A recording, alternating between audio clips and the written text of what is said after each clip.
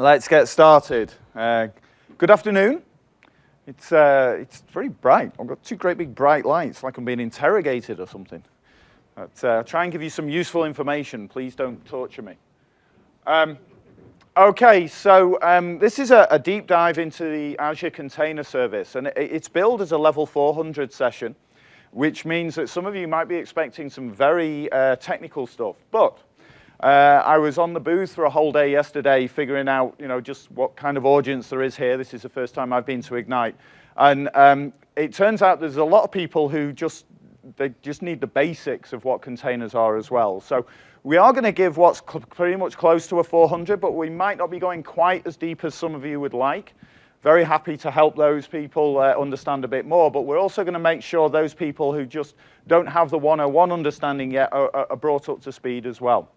So just so I can get a feel for what kind of pace we should be taking, I'd like to ask a few questions.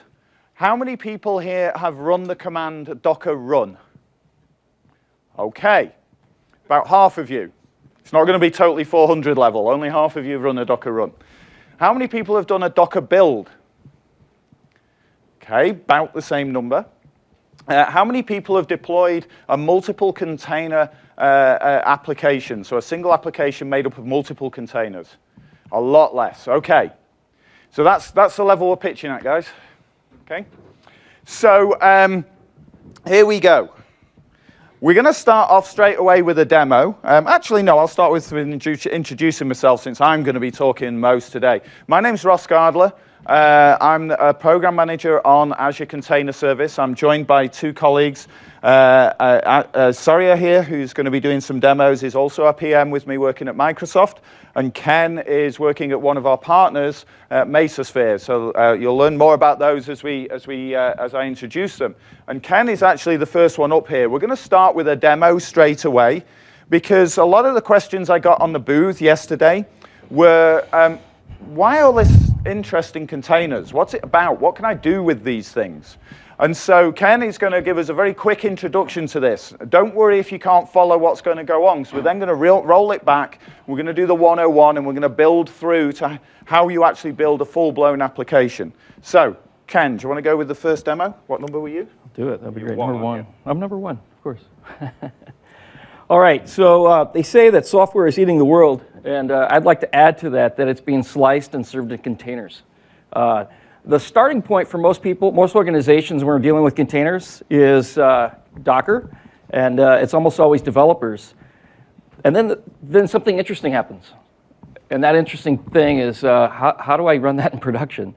So there's a need for another step beyond where Docker is at. And we've created what we call DCOS, which is the Data Center Operating System, which I'm going to demo for you. So just like on your operating system, can you imagine launching a browser and being prompted with a request of, hey, which processor do you want to run this on? That'd be weird, right? Like, that would not be acceptable behavior. What is the difference then between a 1-node, 100-core machine and a 10-node, 10-core machine cluster? And the difference is on the 1 node, I have a scheduler. It manages everything for me. I don't have to worry about any prioritization, any of that stuff. Isn't that awesome?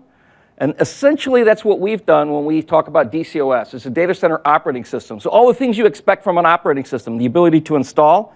Why don't we look at that real quick? Let me pull over here. This is the DCOS interface. With this interface, we have the ability to look at applications we may want to install in what we refer to as the universe. These are packages. And for our demo, in fact, why don't we go ahead and install one of these from the UI. So I'm going to go in here and say Marathon LB and say install. Now, the beauty of what just happened there is I have a 10-node cluster. In fact, I could come out here to the command line and say DCOS node and get a listing of nodes that are out there. Whoops, and because my screen was a little less font, there are 10 plus 1, so 11. And the 10-node cluster is the private nodes. The 1 extra cluster is in the public space, and you're going to learn a lot more about those details later on. And I didn't have to tell it where to go. I didn't say anything about where this should land. All those instructions, that behavior, the constraints, all that information is stored elsewhere or is just pseudo-random, which is great, right? You don't have to worry about it. And of course, we have the ability to do fault tolerant or fault domain management, where this thing, if it were to fail, would launch in the appropriate way. So I have a little bit of notes here just to make the life easy for me. This would be how I would install it if I were installing it from the command line. Let me take this app here, whoops, and install another application, which is an auto scaler, if I type it fully. And what we can do is we can go to the other UI, which is Marathon, that's running underneath the covers, so we can see that I am actually launching something.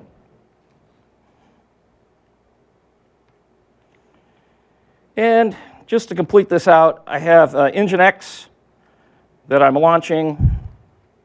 I have a thing called Siege, which is actually just an application that's hammering on top of Marathon.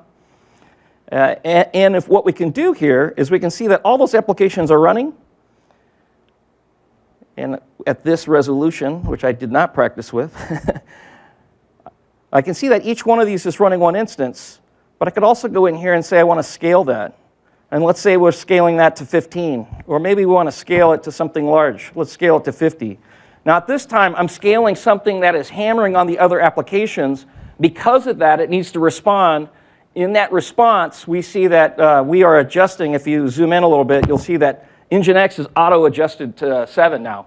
If we were to scale down, it would also respond in like manner. So we have the ability to launch applications from the command line. I could actually scale them from the command line. I have a RESTful endpoint where I could automate this with whatever services are integrated with whatever I have in my data center. And that's kind of where we see the future going. And I'm going to hand it off to Sori. All right, I'm going to do a one-on-one on Windows Server containers. So let me just switch the monitor to 8. Yes. Yep. So this is a Windows Server TP5 image. I'm just going to show you the details of it. So I'll do Docker info. And you can see, okay, that I'm running Windows Server 2016 Data Center Technical Preview 5. And there are no containers running. I can also show that using Docker PS. So you can see there's nothing running. So what I'm going to do now is I'm going to start a simple container. It's going to be an IIS container, and I'll show you when I hit the endpoint, you're going to see the IIS splash screen. So let me do a Docker run. So what I'm doing here in this command is I'm telling, run me an IIS server that I've pre-built in the interest of time, and run it in detach mode, which is -D. And I'm saying use port -P, port 443 on the host machine, and connect it to port 80 on the container. And I'm going to run this. And you can see how quickly the container started up. And I'm going to go to my browser and hit the endpoint.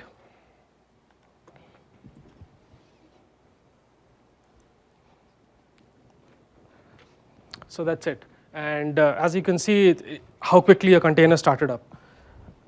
So let me go ahead and move to, yes, what is that? Yeah, that's 5. 5, okay.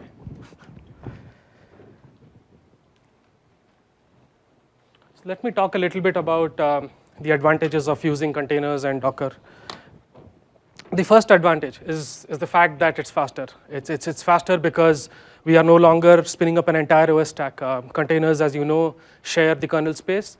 They just package binaries and libraries in the application and start the container up, and which is why they are fast. It's portable.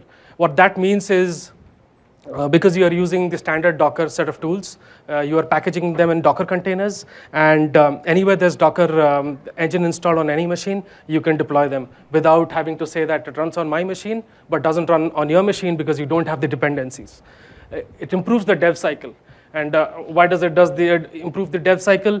Now you are able to use the standard set of commands, very small set, Docker build, Docker run. There's of course more to it, but with these few set of commands and the fact that you can push and pull from the registry, and the fact that you can run it on all machines that have Docker engine installed on it, it becomes faster. And what that means is the ops cycle use the same commands, the same set of easy commands to start up containers and run them, and the ability to build them helps them fasten the ops cycle. Now all of this combined together, the fact that it is fast, portable, and that and the fact that the DevOps cycle becomes faster makes you more agile to build an application and deploy it into production. So how did we do that? Let's look at some code. I have something called as the Docker file. Most of you must have been familiar with this. It's the simple way of deploying a Docker container. The first step is, so this is a very simple format. There are more details that you can put into this. What the first line is it tells from where you're going to run the container. You're going to give it a base image, like the one that I run. It was from Windows Server Container, and it was an IIS image already existing in the Docker Hub registry. And you do copy some content. You copy code from source to destination. The source is basically your local file system, and then the destination is the container workload. And you run a simple command. The simple command is like you could start up a PowerShell tool or a command line or tell it to run commands. So the Docker file in the simplest format is like this, but then you could add more information. There are more tags like labels wherein you give metadata information. There is something called as N wherein you give all your environment variables. So it's end to end. There's quite a lot of it, and there are also articles on the best practices on to write Docker files. So what does this mean? What does this mean to the build and run cycle of an application? What is the dev? So say we have a developer today who's writing code, and he wants to make a small change. Once he makes the small change, he can use the simple command of Docker build and give it a tag. A tag is basically associated with the build to identify the container image that you are deploying. And he can run Docker build and build the container. The next step, of course, is to test it out by running it. And he's going to run it by giving the same container name that he tagged with. Now, of course, before deploying to production, you will have to test it out. What that means is, again, in the test environment, you're going to have to build it and make sure that it actually builds and is not broken, and then you run it. You could either do it in a simple way, have somebody do it, or you could set up a CI server like Jenkins to do it for yourself. And once you do that, you push the container to a repository, a central repository that you have. It could either be on Docker Hub or a private registry that you've set up. Now, when you come to the ops cycle, the fact that you have to deploy it to a production environment, you can have the ops guys run the same command again. It's Docker run and using the same container name that you have. So all of this, as you can see, it's a standard Docker toolset. It's very simple to use, and it makes life a lot easier for everyone. Now, what I've shown you is basic 101 of running one container application. In reality, when your application has lots of moving parts, lots of containers that talk to each other and kind of run in production. Ross is going to take from here and talk to you about deploying complex applications on ACS. Thanks. Okay. Thanks, Surya.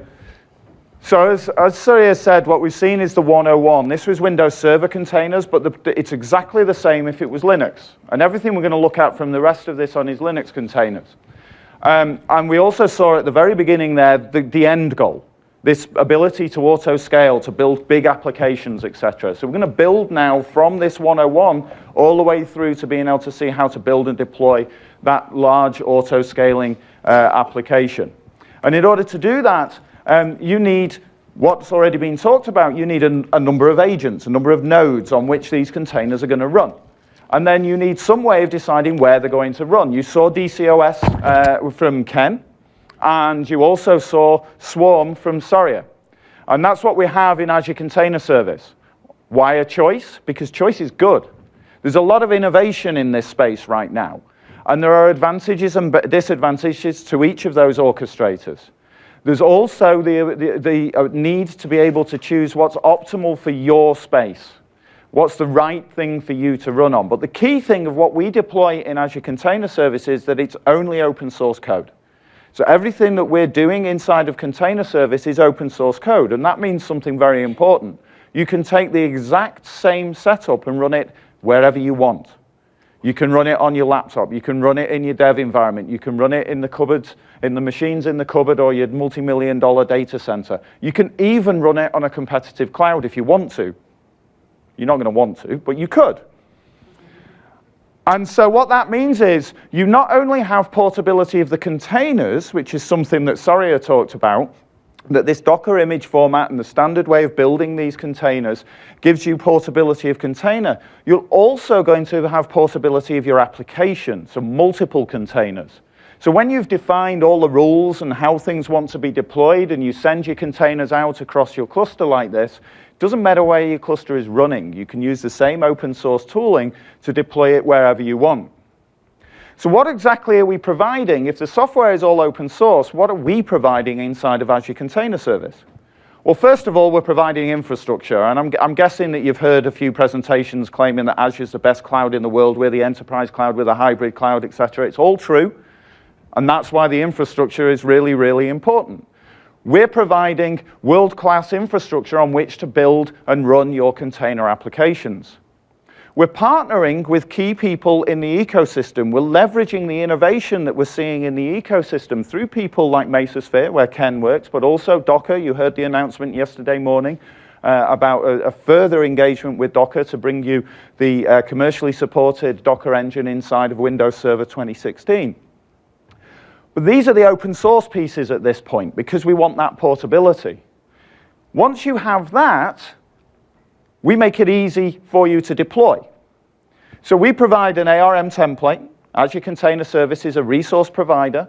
So we take the many thousands of lines of code that it takes to configure the infrastructure and the software that is running on top of it, and we distill that down to just tens of lines of ARM configuration code. We also provide CLI, et cetera, et cetera.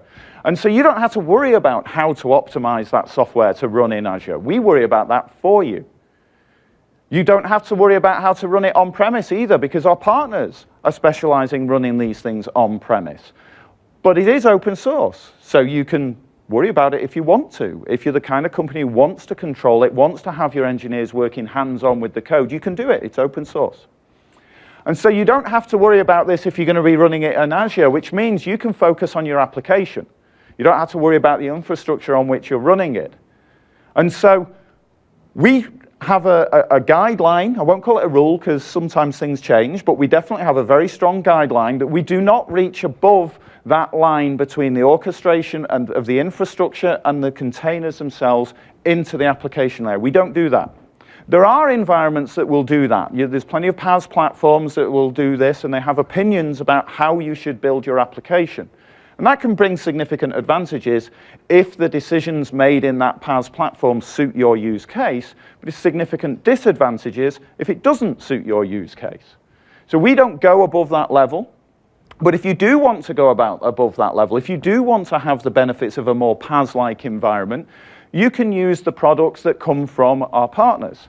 The one on the left there is Docker Data Center. You have Mesosphere. Because we're building on the standard open source technologies, there are lots of others that you can build on top of this container service as well. So what does it look like?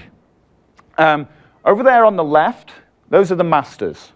That's where all the orchestration software runs.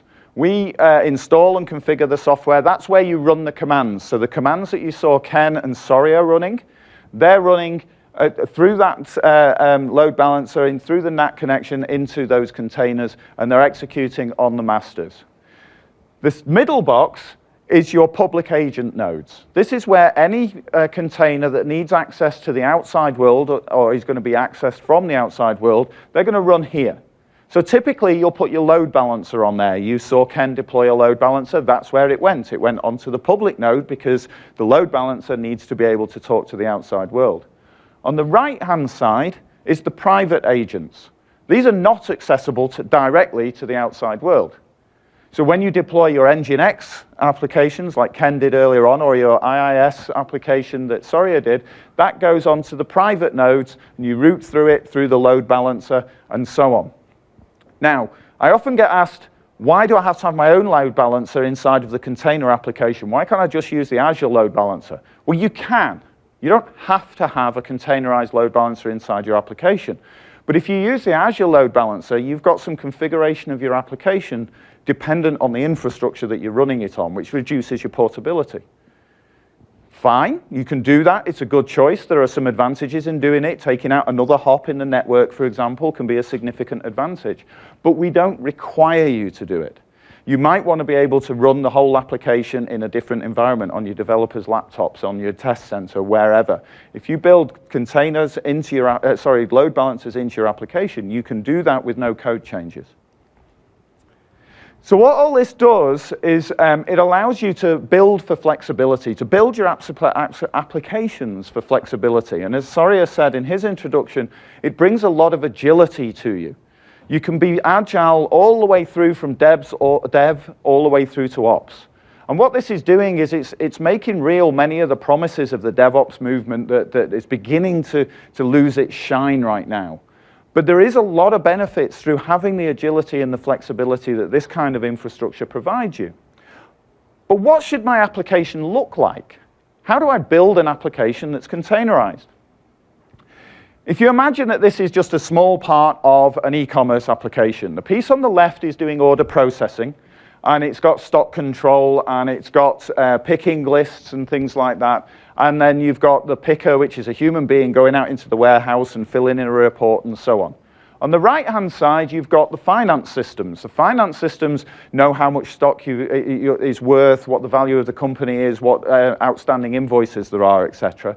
And then you have the stock item, which is kind of a boundary object between those two systems. So this, when you draw it like this, looks like a monolithic app. And I'll bet many people in this room have an application that's monolithic. It looks like this. It's probably got a whole bunch of other things attached to it. That can be a container. If it runs on a VM, it can run in a container. There's nothing magic about the software that you're building here. But putting it in a container gives you some significant advantages. How many people have heard the term microservices? Yeah, not surprising. Pretty much everybody. It's a buzzword that's around at the moment, and people love microservices. I try not to use the term microservices. I'm going to say it about 5 times in the next few minutes, and then hopefully I won't say it again. The reason I don't like microservices is because of those people who said they'd heard of it, how many of you feel you can define what a microservice is? Not one person. Not even me, and I'm on the stage. I have no idea what a microservice is. Is it this big or is it this big? Do I care whether it's that big or that big? It's the promise of microservices that's important, not the actual name microservices. Now, there is a great book, apart from the fact it has the name microservices in the title, by Sam Newman. Sam Newman spends about 350 pages, and I took 2 things from his book. I took lots of things, but 2 things that are in these slides. The first one is he talks about microservices give you loose coupling. That's the idea that a change in one part of the system doesn't affect another part of the system. And high cohesion. Related behavior should stick together in one place, and unrelated behavior goes elsewhere. Now, does anybody remember why we were so excited about service-oriented architectures, about object-oriented, about et cetera, et cetera, et cetera? Do you remember, or do you have a question? You remember, yeah. And down here too, I do. And there's been loads of things over the time. This is not a new concept. This is not about microservices. This is about how we should be building software. So that's why I don't use the term microservices. I like to talk about smaller services. And containers give you all the benefits of smaller services. Now, don't get me wrong, microservices have their place. There's some great innovations happening in that area, but don't equate containers to microservices. You can do microservices in containers. You don't have to do microservices in containers. You can do monoliths, like the other version of this slide. The colors aren't showing up so well, but what I'm trying to show here is you can break that monolithic application up into 2 separate components. The logical breaking initially would be the order processing system on the left and the finance system on the right. Okay, that's great. Now I can scale up the order processing faster than I can scale, or independently rather, of the finance system, which is likely what I actually want to do in reality. I just want to run a report every now and again, make sure I've got the right data, but I don't need to respond to orders instantly in the finance system. As long as it happens at some point, I'm happy. Whereas responding to orders in the left-hand side, that needs to happen quickly whenever we need to.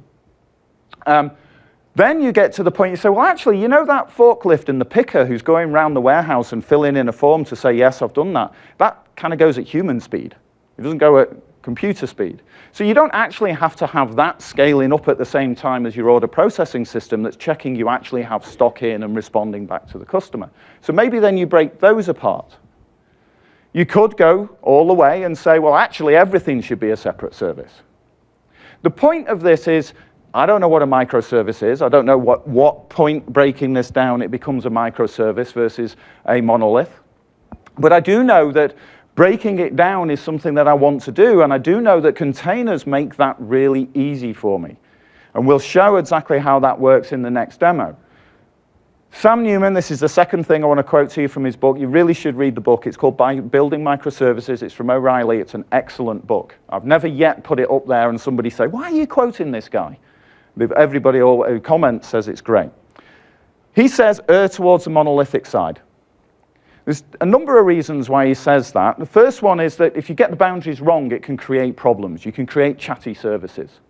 He's also saying that moving the boundaries in is much easier than moving them out. Okay? So err on the side of monolithic. I've got a third reason why I think this is very good advice. We actually are pretty good at building monoliths. Yes, they have their limitations because we can't scale them, we can't be as agile as we want to, etc. But we can build them in a fairly reliable way. So let's build them, put them in containers, break them down, separate them out as we need to, rather than as we think we might need to. So in summary, bypass the temptation to decompose too early. So what does that look like in practice? Just move these drinks before I spill them over everything. And now I've got to type my password in. I'll put it up on the screen in a moment. There we go. And I'm on 7. Okay, so you saw a moment ago, you saw DCOS. This is a slightly older version of DCOS. This is 1.7, whereas the version that Ken was showing is 1.8. I need to upgrade this demo to use 1.8, which I have tested it. It just works. What we have here is something that's similar to that application that we talked about earlier on. So the idea is that we have an order processing system. The producer, right down the fourth one down, each of these is a container, by the way. So the producer container, the fourth one down, is going to simulate orders coming into the system. And right now, there is none of those running. So there's no work coming into the system at this point. When work comes in, it goes into a queue. And so the information on the left there is what the current queue length is. And the processing time is how long it took to process the last thing that was in the queue. So that was about 20 minutes ago before I came in. So then the analyzer at the top, that's the thing that's doing the order processing. That's the bit that needs to respond back to the customer. And let's imagine our SLA is we give an answer back to the customer about whether their order is valid within 1.5 seconds. Okay? Autoscale is similar to the autoscale that Ken used earlier on. It looks at the length of the queue and the current processing time, and it manages the workloads in the cluster according to that. And then batch is a lower priority job. Let's imagine it's doing data mining, or it's doing the finance reporting, or it's doing something that needs to happen, but it doesn't need to happen within 1.5 seconds. It just needs to happen at some point. And then the two at the bottom, they're just other stuff, the web interface that we got here and the REST API backend. Now, if I switch to another view of DCOS, you can see that I currently have 86%, which just dropped to 71%. It'll go back up again. But I've got high utilization in this cluster. There's no work going in here, but I have high utilization because I'm doing data mining in the background or whatever low priority job I want to work on. So I've got 71% of utilization across 7 nodes. Okay, so it's 7 individual VMs. How many people here run their systems at 70% utilization? When you need to be able to scale to massive increases in work just like that? Nobody. People who have to cope with significant scale changes typically run somewhere in the region of 20 to 30%. So let's see what happens. Let's simulate a couple of thousand orders per second. And that's what's going to happen if I set up 2 producers. This is going to start injecting work into the system at the rate of a couple of 100,000 a second. And there on the left, you see we're starting to see unprocessed things in the system. The time to process is going up because the queue is growing longer. But look at the analyzers. We've gone up from the 1 that it was before to 8.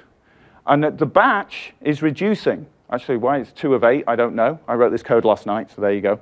But it will, I promise you, it will go down in a moment. But it's making space. Okay, it's killing off some of those background processes in order to ensure that we make sure the queue length comes down.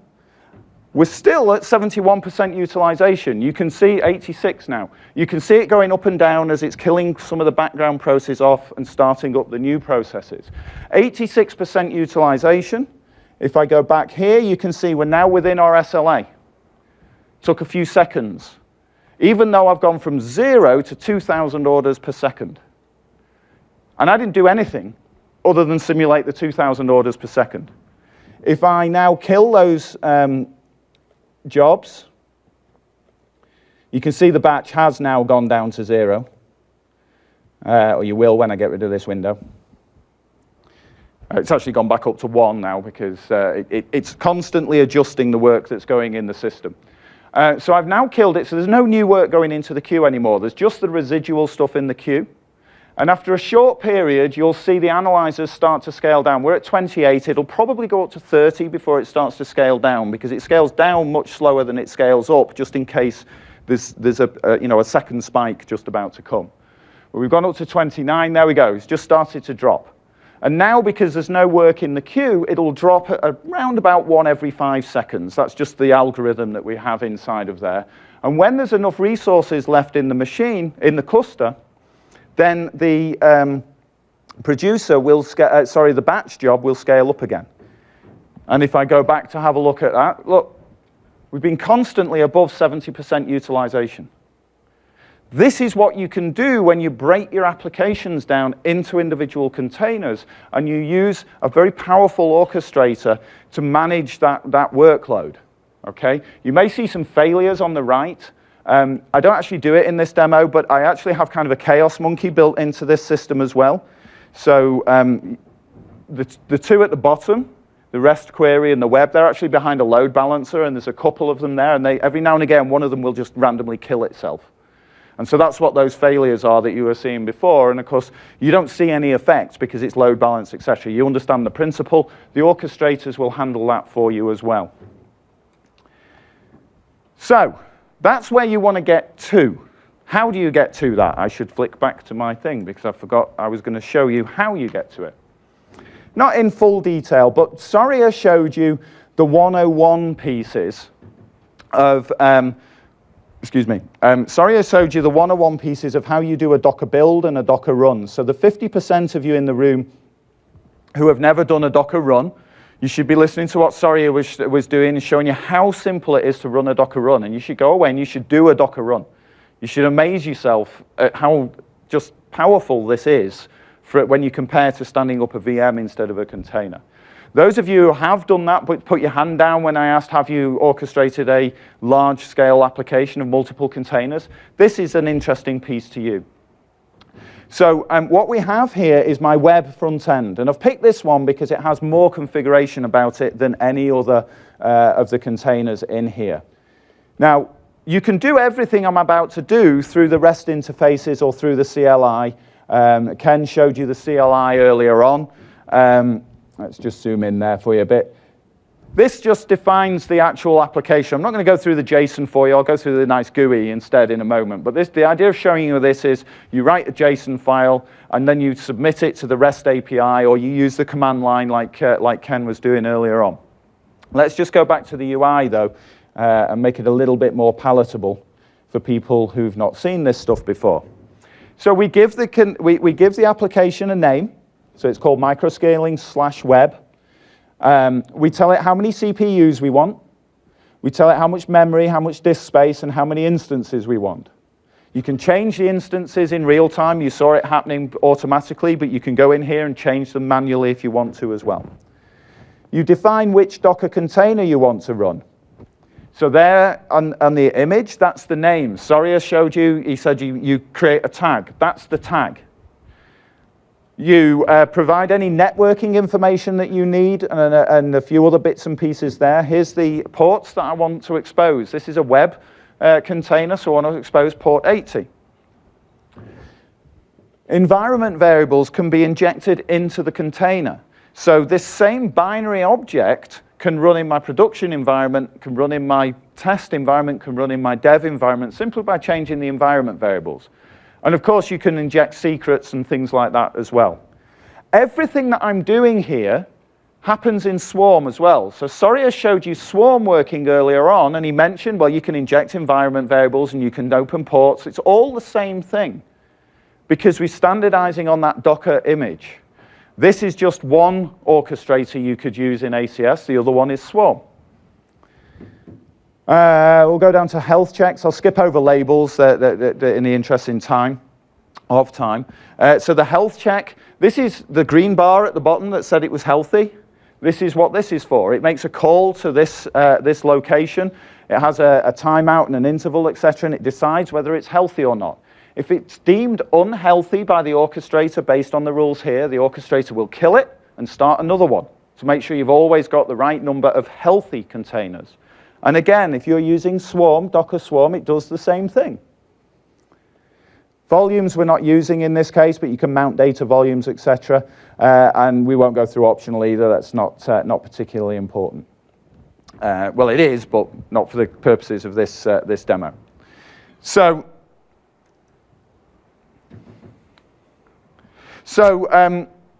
that's how what we've done is we've gone from the first, here's what you can do with containers when you've got a good orchestrator. We've gone through the 101, how you build a container, and then we've looked at how do you break up an application to be a containerized application and seen the results that can happen there. 80% utilization on my 7-node cluster saves me a lot of money. You know, I want you to buy compute time off me, but I want to make sure that it's cheaper for you to buy it from me than anybody else. So I'm going to try and save you money. You want to run it on-premise, off-premise? No problem. We have our partners in Docker and Mesosphere. You can work with them. You can take the open source code. You can do it yourself.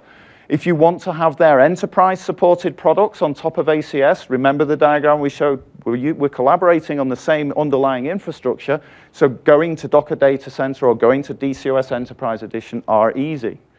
But what about Windows Server containers?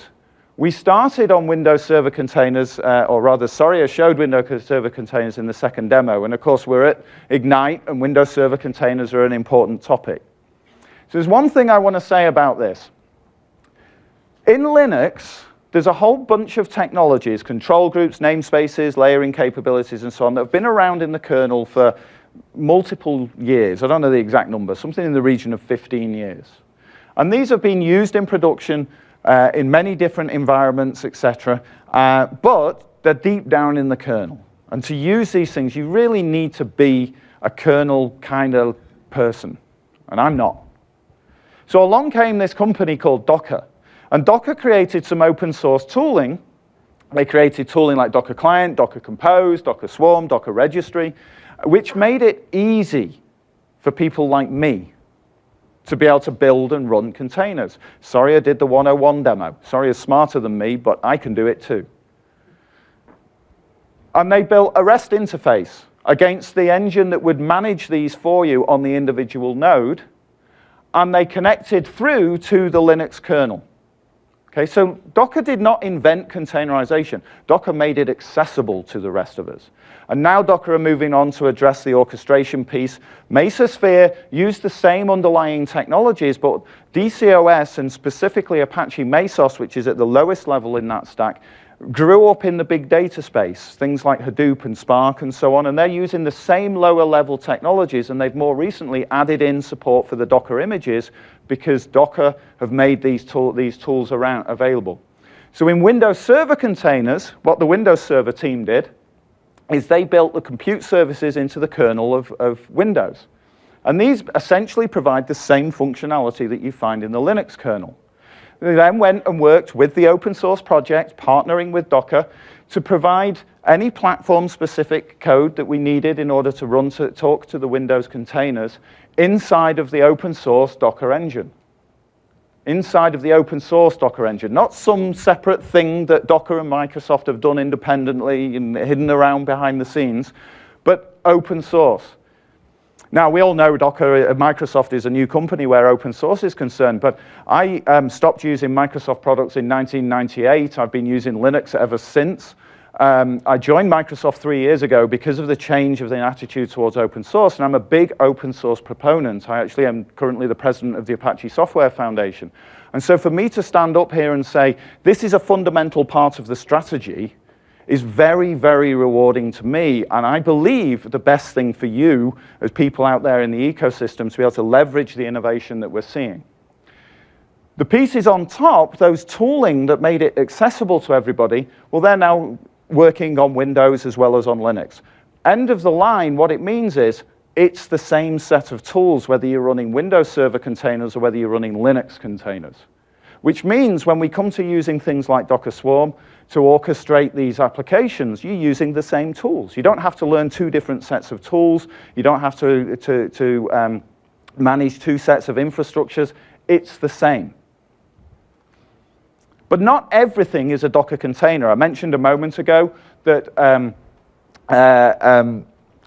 Apache Mesos grew up in the Hadoop and the big data space. Some of you may have heard of the SMAC stack. Spark, Mesos, Akka, Cassandra, and Kafka. The M is Apache Mesos, and that's the underpinnings of the DCOS infrastructure. And so what you can do with DCOS is you can run these kinds of containers as well. You can containerize these workloads. Remember I said earlier on, there's nothing magic about the software that goes into a container. But you don't have to. You could run them in a more native environment or a more an optimized environment in some ways inside of a product like DCOS. And so with that, I want to bring Ken back to the stage. He woke up with a start for a moment. And Ken's going to show you a demo of how that might work inside of DCOS. All right, back to number one. Perfect. Okay, a couple of thoughts here. First of all, just because we're running out of time, I actually preloaded a demo, but I wanted to show off a couple of things. Why don't we go in to DCOS, and while we're standing around and wait, actually, you know what? Let's do this. Let's do this from the command line. So DCOS package, install, Kafka, and hopefully by the time I am done, we'll have a fully installed in a data center production-ready Kafka. Now, one of the things that we've worked on at Mesosphere over this last 6 months, maybe a little bit longer, is the ability to, on the fly, be able to upgrade your version of Cassandra, Kafka, and a couple of other things in our data agility space, such that it can be upgraded with you just saying DCOS package upgrade Kafka to whatever version you're moving to, and it will upgrade it while it's running. Pretty amazing stuff what we're doing, so it's pretty exciting. The other thought that I had was the world's really changing, and it's kind of a mind stretch, right? And that change, we work with clients who actually have dev and production in the same cluster. So imagine that. Is that weird? That's you could be you could be under certain businesses which would not tolerate that level of risk, but when the level of separation is based on whatever you're doing load balancing on, then it doesn't matter, right? You just hit the service endpoint, which is your load balancer, and magic happens. And when you have a Bieber event, right? Justin Bieber did something really awesome, and you have to know about it. We can actually move out dev and then increase production. That's the dynamicism we're talking about. But the problem that you run into, the challenge that we have when we start talking about that, is if it's that dynamic, if something can just land anywhere you want, how can I debug that? And as an ops person, what's our debugging tool? Tail, right? We got to be able to tail something, but where do I go? I need a static environment, so I know what IP address and port to go to so I can start tailing something. Well, what if from the command line, I could head Azure and get that information direct? So one of the things that we can do is I can say, you've seen me do this already, DCOS node. I can say DCOS task and see what's running in my environment. We can see a couple of things. One is I have 3 brokers already standing up for Kafka, so that might already be up for us. I have Cassandra up, and I have some nodes that have been started for us as well, and that was part of our prep work for the demo that we're about to do. But more importantly, I can also go in here and say DCOS task log Maybe a follow.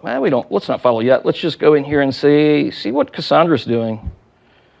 So I do need to see that ID, or how about this? DCOS task. What if, like with brokers, what if I said DCOS task log?